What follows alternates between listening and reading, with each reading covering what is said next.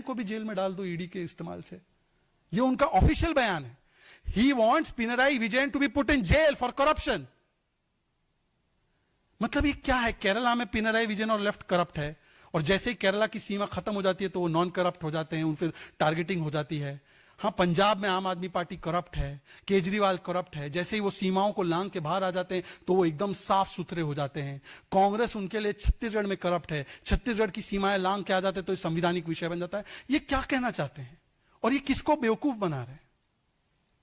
सिर्फ इतना मामला है ये कोई भी डेमोक्रेसी बचाने का नहीं, ये भ्रष्टाचार को बचाने के लिए ये व्यवस्था चाहते हैं।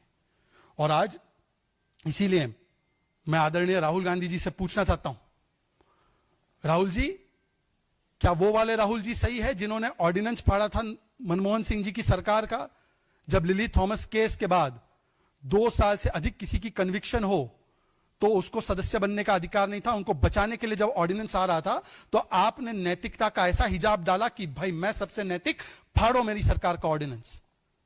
आज तो यही कहा जा रहा है ना कि ऐसा व्यक्ति हो 30 दिन तक राहत ना मिले, कोर्ट जेल में रखेगी, कोई हमारी सरकार थोड़ी रखेगी, और कोर्ट से अगर राहत ना मिले, ना एंटीसिपेटरी मिले, ना बेल मिले, ना रेगुलर बेल मिले, ना कोर्ट उनको राहत दे, तो वो पदमुक्त हो जाए और पद किसी और को दो। तो राहुल गांधी बोलते कि नहीं अब संविधान के खिलाफ है, तो तब झूठ बोल रहे थे, आज झूठ बोल रहे हैं।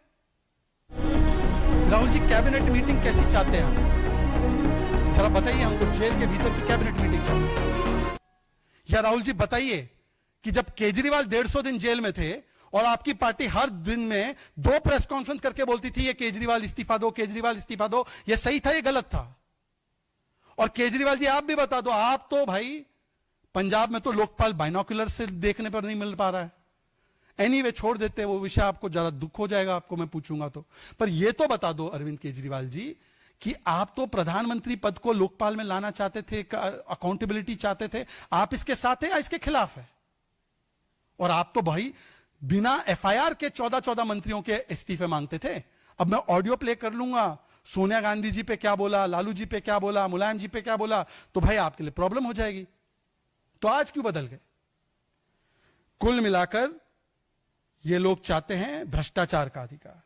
तो वोट का अधिकार तो पता नहीं, इनका एक ही है कि मुझे चाहिए भ्रष्टाचार का अधिकार, अनलिमिटेड लूट का अधिकार, अनलिमिटेड अपराध करने का अधिकार। और मुझे लगता है कि इस विषय पर आज खुलकर इन विपक्षी दलों को बताना चाहिए कि वो नैतिकता के साथ है लाल बहादुर शास्त्री जी की, एल के अडवाणी जी की, या वो केजरीवाल की निर्लजता के साथ है, सेंथिल बालाजी की निर्लजता के साथ है। अब इसी पे जुड़े हुए पहले कोई विषय हो तो इस पे पहले रखेंगे और फिर उसके बाद कुछ सवालों के जवाब देंगे। कौन कह रहा है स्पेसिफिकली बताइए? कांग्रेस संघीय ढांचा पे स्ट्रेट फेस रख के बोलती कैसे है? कांग्रेस जिसने 356 का सबसे ज्यादा गलत इस्तेमाल किया, कांग्रेस पार्टी जिसने सबसे पहली चुनी हुई, बाय द वे लेफ्ट की सरकार पूरी दुनिया में अगर थी वो नंबूद्रीपाद जी की थी 1959। उस सरकार को भी नेहरू जी ने प्रेसिडेंट रूल लगाकर वहां पे हटा दिया। ये कांग्रेस पार्टी जिसने मुझे लगता है कि 90 से अधिक बार 356 और इस चीजों का इस्तेमाल किया, वो संघीय ढांचे का ज्ञान दे रहे हैं। ये संघीय ढांचे के खिलाफ नहीं, ये भ्रष्टाचार के ढांचे और अपराध के ढांचे पर चोट करता है। इसमें प्रधानमंत्री पद को भी रखा गया है ना, इसमें केंद्रीय मंत्री भी तो शामिल है ना। और कोर्ट पर विश्वास नहीं है क्या? देखिए, अरेस्ट करना मान लीजिए कि एक एजेंसी का काम हो सकता है बेस्ड ऑन द एविडेंस, पर कोर्ट ही तय करेगा ना कि जेल में कौन रहेगा। और खास करके एक मंत्री या कोई मुख्यमंत्री हो या कोई प्रधानमंत्री हो, उनके विषय पर तो 30 दिन के भीतर, अगर 30 दिन तक कोर्ट अगर रखता है तो कोर्ट को कुछ मिलेगा तभी तो रखेगा, या आप कोर्ट पर भी भरोसा नहीं है। ये अपने पारिवारिक भ्रष्टाचारी ढांचे को बनाने के लिए कभी डेमोक्रेटिक ढांचे और कभी संघीय ढांचे का ये केवल कांग्रेस पार्टी जो है बहाना मार रही है। जी,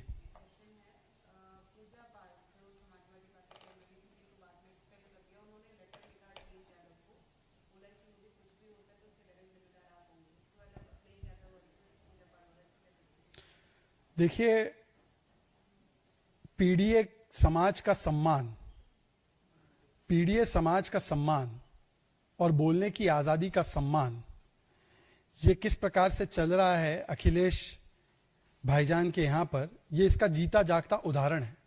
पूजा पाल जी की, जिसे कह सकते हैं ना, सबसे बड़ी गलती क्या थी, उनका क्राइम क्या था?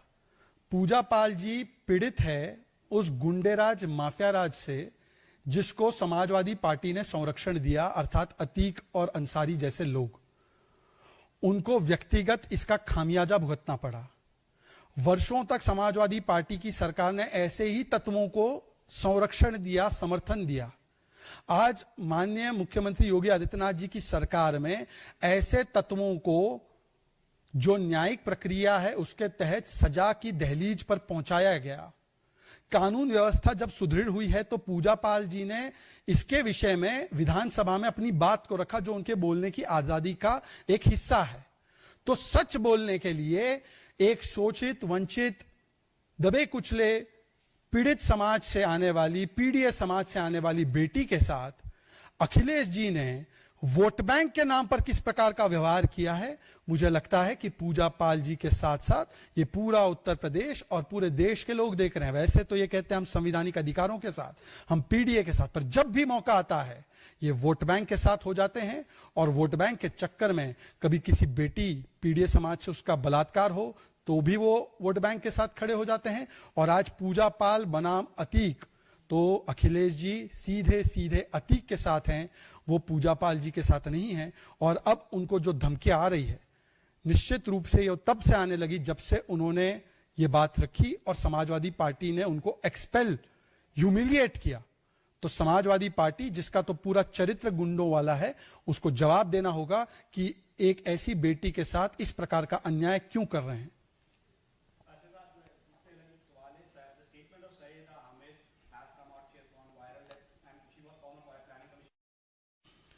ये बयान है तो सैयदा हामिद जी के मुख से, पर it has come from the mind and heart of Sonia Gandhi and Rahul Gandhi.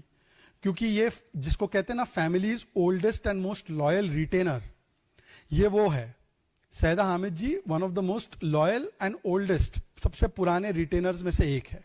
Family retainers, जो फैमिली के रहमो करम पे उनको पद मिले, बड़े बड़े ओहदे मिले। तो ये स्टेटमेंट को आप, सैयदा हामिद का नहीं, ये स्टेटमेंट को आप लीजिए as the love and affection and complete devotion of Sonia ji, Rahul ji for the illegals. और वैसे भी घुसपैठियों का साथ हमारा हाथ, ये कांग्रेस का ऑफिशियल नारा है। भाई गुलाम मीर, इन्होंने तो झारखंड चुनाव में बोला था कि हम घुसपैठियों को जो है वो गैस सिलेंडर देंगे।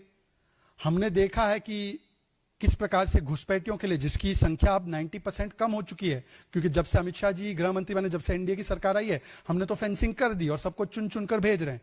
पर जो ये भरे पड़े थे पहले से, इनके द्वारा, इनकी सरकारों के द्वारा, इनको कार्ड देना, इनको शिनाख्त देना, इनको वोटर का अधिकार देना, ये सब करने का काम कांग्रेस की सरकारों ने, या उनकी जो निकली हुई, एक ही उपज से निकली हुई सरकार ने किया। और आज वो एसआईआर एक्टिविटी का भी जब विरोध करते हैं, वो इसीलिए करते हैं क्योंकि वो चाहते हैं कि बिहारी को नहीं, बाहरी को वोट मिले, वो नागरिक को नहीं, वो घुसपैठिए का अधिकार चाहते हैं। तो इसीलिए मुझे लगता है कि राहुल जी ने वोटर अधिकार यात्रा को थोड़ा नेम चेंज करके घुसपैठिया अधिकार यात्रा करना चाहिए। उनका केवल दिल धड़कता है घुसपैठियों के लिए।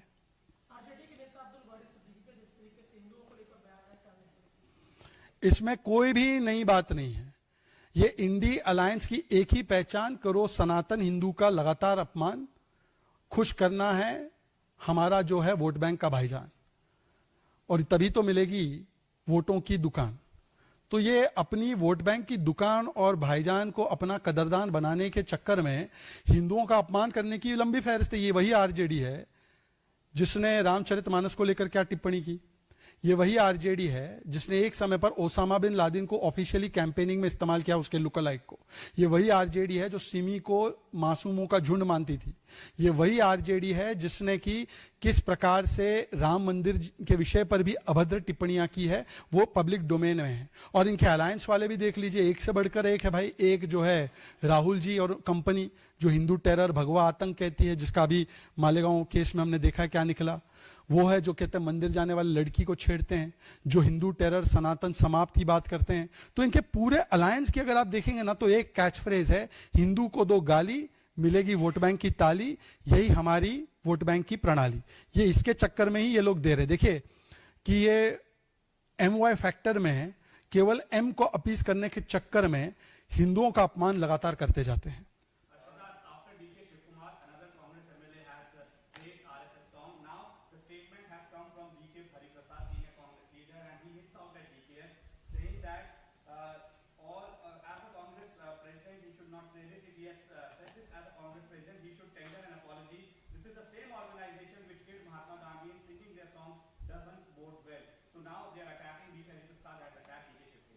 First of all, B.K. Hari Prasad has little knowledge of history and even little knowledge of contemporary politics.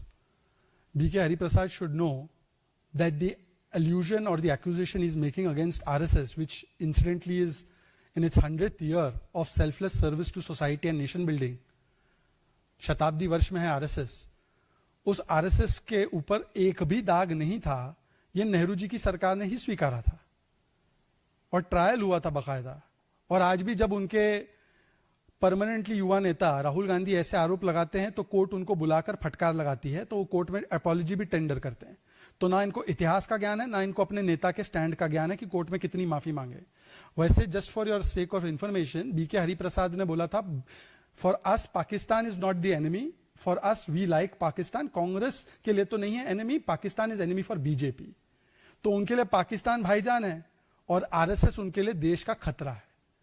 अब आते हैं डीके शिव कुमार जी के स्टेटमेंट पर, जो अभी एक कांग्रेस के विधायक ने भी अभी उसी राष्ट्रगीत या कह सकते हैं देश वंदना के गीत को एक प्रकार से अप्रिशिएट किया है। देखिए, लोग राहुल गांधी को सीरियसली नहीं लेते। Nobody takes Rahul Gandhi seriously. DK Shiv Kumar, this Congress MLA, they are constantly saying that see on the face of it we may have to say okay to Rahul Gandhi, but internally we also know that the RSS is actually involved in nation building and selfless service. ये राष्ट्रभक्ति का एक संगठन है, ये खुद स्वीकार रहे हैं और राहुल गांधी को ये दरअसल आईना दिखा रही है। हमारे लिए या आरएसएस के लिए या किसी के लिए मैसेज नहीं है, ये राहुल गांधी को मैसेज है कि राहुल जी आप ये बंद करिए बोलना। कब तक ये इमेच्योर स्टेटमेंट देंगे, कब तक इस प्रकार की बचकानी बातें करेंगे। तो राहुल गांधी के प्रति पहले तो जनता ने नो कॉन्फिडेंस तो पास किया, 90 चुनाव आ रहे, फिर एलाइज ने पास किया, संगत ने नो कॉन्फिडेंस मोशन दे दिया। अब उनके पार्टी वाले भी उनके खिलाफ नो कॉन्फिडेंस मोशन देते हैं, कभी रेवंत रेड्डी जी से आता है, कभी डीके जी से आता है। तो अब राहुल जी से पूछे कि वो आरएसएस पे जो दिए गए बयान है उनके विधायक के, उनसे इत्तेफाक रखते हैं कि नहीं, पता नहीं उनका कोई फतवा जारी ना हो जाए, राजन्ना जैसी स्थिति ना हो जाए इन लोगों की।